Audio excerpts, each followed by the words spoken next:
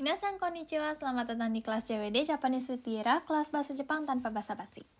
Jadi hari ini kita mau belajar 3 tema tata bahasa lagi dan gak begitu susah. Kita langsung masuk aja ke yang pertama, yaitu ni suru versus ni naru. Jadi yang akan kita pelajari hari ini semuanya ada versusnya. Ya, kita lihat yang pertama. Ni suru ni naru. Maksudnya adalah di Jepang itu ada yang namanya, saya tulis di sini, jidoshi. Kanjinya itu seperti ini. Dan tadoshi. Ya, jadi mungkin kalau kanji doshi, ini teman-teman udah pernah lihat ya. Doshi artinya adalah kata kerja. Terus kalau kanji yang ada di depannya, ji ini artinya adalah jibun atau diri sendiri. Terus kalau ta, ini dibacanya ta ya, artinya adalah lain, orang lain, atau sesuatu yang lain. Jadi salah satu contoh dari jidoshi dan tadoshi ini adalah suru dan naru. Oke, jadi maksudnya seperti ini. Ketika misalnya nih, kita mau menghangatkan air, ya, kita taruh di kompor pancinya, kita panasin air. Di situ kita harus memakai suru atau tadoshi. Karena kita yang memanaskan air. Airnya tidak panas dengan sendirinya. Paham ya? Jadi kalau kita lihat dalam kalimat, mizu o atatakaku shimasu. Sebelum suru itu harus memakai ku untuk kata sifat i. Ya, atatakaku shimasu. Jadi kita yang menghangatkan air. Tapi ketika airnya itu mungkin panas dengan sendirinya karena cuacanya lagi panas gitu misalnya, kita bisa memakai ni atau ku naru. Dan untuk kata sifat i kita memakai ku. Jadi contoh kalimatnya menjadi mizu ga atatakaku narimashita atau narimasu. Kalau narimasu itu dengan sendirinya, kalau shimasu itu kita yang memanaskan. Kita lihat contoh yang kedua, misalnya heya o kirei ni, ya, kirei adalah kata sifat na, jadi kita memakai ni. Heya o kirei ni shimasu. Saya mempercantik atau membersihkan kamar. Heya itu kamar. Ya, saya yang membersihkan. Nah, tapi ketika misalnya kita ini masih sekolah, terus kita kamarnya berantakan gitu misalnya. Terus kita pergi ke sekolah, pulang-pulang udah bersih. Ternyata ibu kita udah bersihin. Kita bilangnya heya ga kirei ni, sorry ini kurang i, kirei ni narimashita. Ya, karena bukan kita yang kerjain, ada orang lain, entah siapapun itu saya nggak tahu, tapi kita bisa bilang heya ga kirei ni narimashita. Nah, sekarang kita lihat contoh yang ketiga, ketika misalnya ada baju yang kebesaran, dan kita mau kecilin.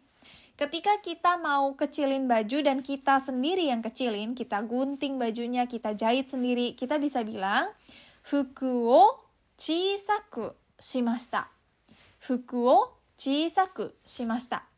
Baju saya kecilkan, ya, yang tadinya kebesaran menjadi pas. Nah, tapi ketika kita minta tolong ke tailor atau tukang jahit, terus setelah udah jadi kecil bajunya, kita bisa bilang fuku ga chisaku narimashita. Ya, paham ya? Karena bukan kita yang kecilin bajunya. Nah, dari tadi saya udah kasih contoh yang keduanya itu ada gitu. Ada tadoshinya juga, ada jidoshinya juga. Nah, tapi kadang-kadang ada kalimat-kalimat atau konteks yang tidak ada tadoshinya atau tidak ada jidoshinya. Contohnya, misalnya Ayu, nama orang. Ayu-chan ga okiku narimashita. Ayu-chan ga okiku narimashita. Ayu menjadi besar, ya. Menjadi besar ini kan besar dengan sendirinya aja gitu. Gak ada orang yang bisa membesarkan seseorang gitu. Kita buat besar itu gak bisa. Jadi dalam kasus seperti ini, tidak ada tadoshinya. Cuma bisa jidoshi. Coba saya kasih contoh lagi satu. Misalnya kita itu penjaga perpustakaan. Terus ada orang di perpustakaan yang berisik.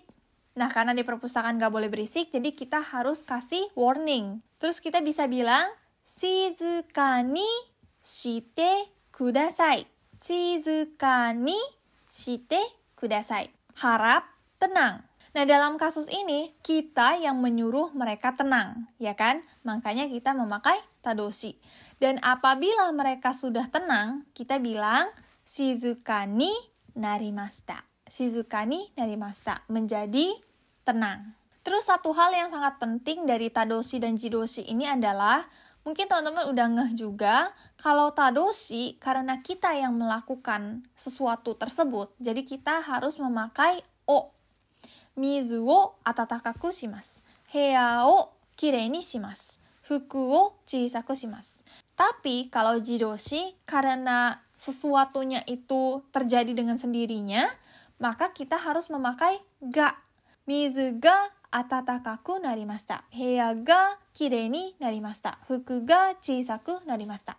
Ya, karena dulu saya udah pernah jelasin, kalau o ini adalah partikel yang kita pakai ketika kita melakukan sesuatu dengan kehendak kita sendiri.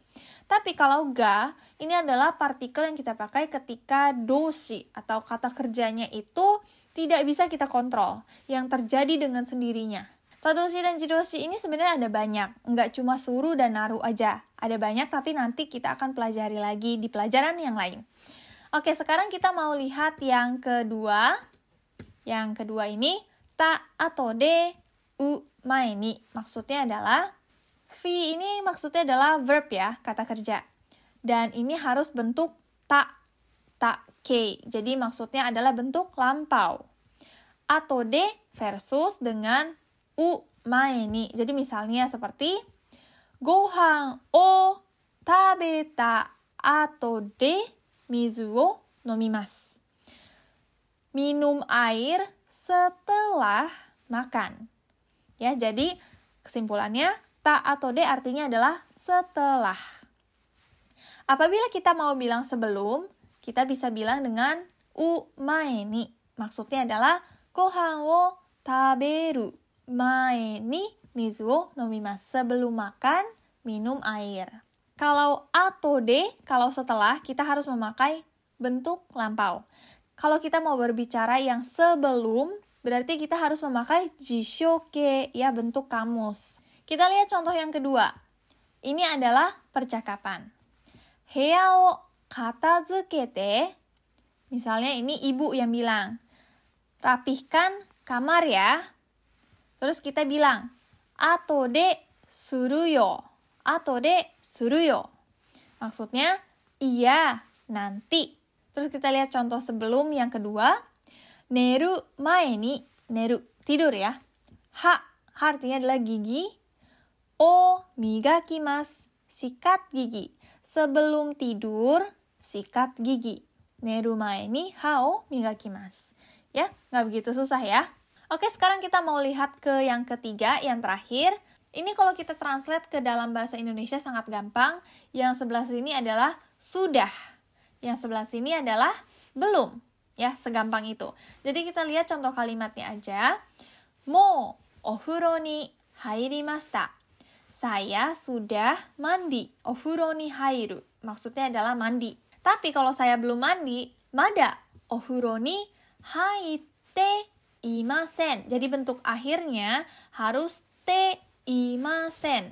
Te inai desu. Lalu kita mau lihat ke contoh kalimat yang ada di bawah nih. Ini adalah percakapan antara guru dan murid. Misalnya gurunya tanya, "Mo shukudai wa owarimashita ka?" Shukudai artinya PR.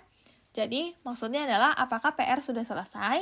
Lalu kita bilang, "Iye, mada desu." Mada artinya belum. Boleh juga kalau mau kita bilang secara lengkap, "Iye, mada owatte imasen" atau "mada owatte inai desu." Saya belum kerjakan. Ya, itu adalah bentuk lengkapnya. Tapi kita boleh bilang mada desu. Gitu aja udah nggak apa-apa. Terus kalau misalnya sudah selesai, berarti kita bilangnya, "Hai, mo owarimashita." Ya, sudah selesai. Ya, jadi sesimpel itu. Kalau ada mo berarti artinya sudah. Kalau mada berarti belum. Ya, itu aja yang harus diingat. Jadi itu adalah pelajaran kita hari ini. Nggak terlalu panjang. Dan besok kita akan latihan reading, lusa kita akan latihan listening lagi. Tetap semangat dan sampai jumpa di kelas berikutnya. Mata ne!